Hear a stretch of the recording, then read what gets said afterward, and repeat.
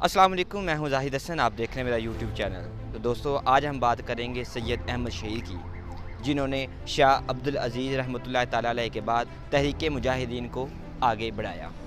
तो दोस्तों, सैयद अहमद शहीद 6 सफ़र 1201 हिजरी यानी 29 नवंबर 1786 को उद के इलाके राय बरेली में पैदा हुए।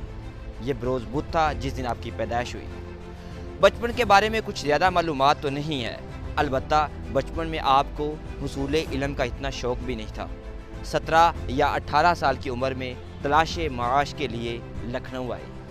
यहाँ पर आपको हुसूल इल्म के लिए आपका दिल तड़पने लगा, तो आपने हुसूल इल्म के लिए शाह अब्दुल अज़ीज़ उनके पास हुसूल इल्म के लिए गए। तो शाह अब्दुल अज़ीज़ रहमतुल्लाह ताला अलैह ने अपने भाई शाह अब्दुल कादर के पास आपको तलीम के लिए भेजा, जहाँ पर आपने कुरान, तर्जमा और तफसीर के अलावा सर्फ़ और नहव की तालीम हासिल की। अब आप शुरू ही से आप इस बात को जानते थे कि मुसलमानों पर सिख और अंग्रेज़ बहुत ज़्यादा मज़ालम कर रहे हैं। अब सिखों और अंग्रेज़ों के मुसलमानों पर जुल्म की वजह से होने वाले मज़ालम की वजह से आपके दिल के अंदर एक जज्बा जिहाद पैदा हो गया। तो जज्बा जिहाद की तड़प पैदा होने की वजह से जिहाद की अमली तरबियत के लिए आप टोंक के हाकम अमीर ख़ान की फ़ौज में बतौर सिपाही आपने मुलाजमत इख्तियार कर। अमीर ख़ान की फ़ौज में आपने जब मुलाजमत हासिल की, 6 साल तक अपनी शुजाअत और बहादुरी के साथ बहुत से मार्कों में आप जंग लड़े। इसके बाद जब अमीर ख़ान ने, जो हाकिम टोंक था, उसने अंग्रेज़ों के साथ सुलह कर ली, तो आप अंग्रेज़ों से अमीर ख़ान, जो टोंक के अमीर ख़ान थे, उनके अंग्रेज़ों के साथ सुलह होने की वजह से आपने मुलाजमत को तर्क कर दिया। अब जब आपने मुलाजमत को तर्क कर दिया, चूँकि आप शाह वलीउल्लाह, मुहद्दिस देलवी और मुजद्दद अल-अफ़सानी रहमतुल्लाह ताला अलैह के से बहुत ज़्यादा मुतासर थे, उनसे बहुत ज़्यादा इंस्पायर थे।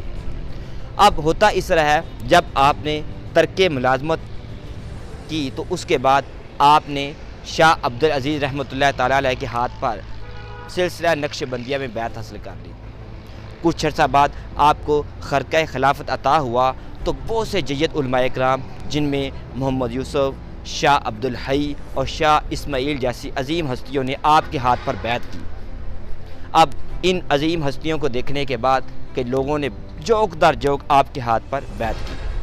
अब दोस्तों, होता इस तरह है कि अब आपने दिल्ली में बहुत से लोगों को रुश्द व हदायत की तालीम दी।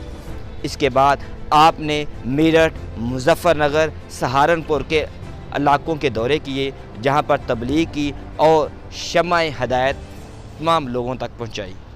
अब इसके बाद आप 30 जुलाई 1821 को अपने मुरीदीन के हमरा आपने हज के इरादे से बरेली से रवाना हुए।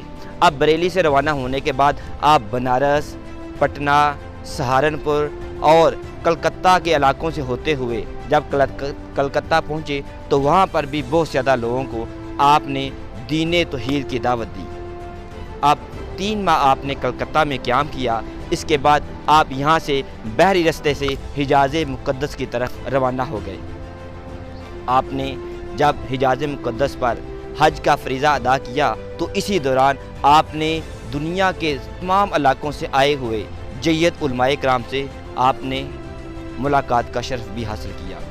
जब आप 29 अप्रैल 1824 को वापस आए, तो अब यहाँ पर आपके दिल के अंदर बहुत ज़्यादा जज्बा जिहाद पैदा हो चुका था, क्योंकि आप बहुत ज़्यादा पहले भी अंग्रेज़ों और सिखों के मुसलमानों पर मज़ालम होने की वजह से आपके दिल में जज्बा जिहाद पैदा हो चुका था। तो उससे पहले आपको जिहाद के लिए जगह हमवार करना थी, बहुत से लोगों को अपने साथ शामिल मिलाना था, जो कि आपके बहुत ज़्यादा रफ़ीक और मुरीदीन की तादाद में शामिल हो चुके थे।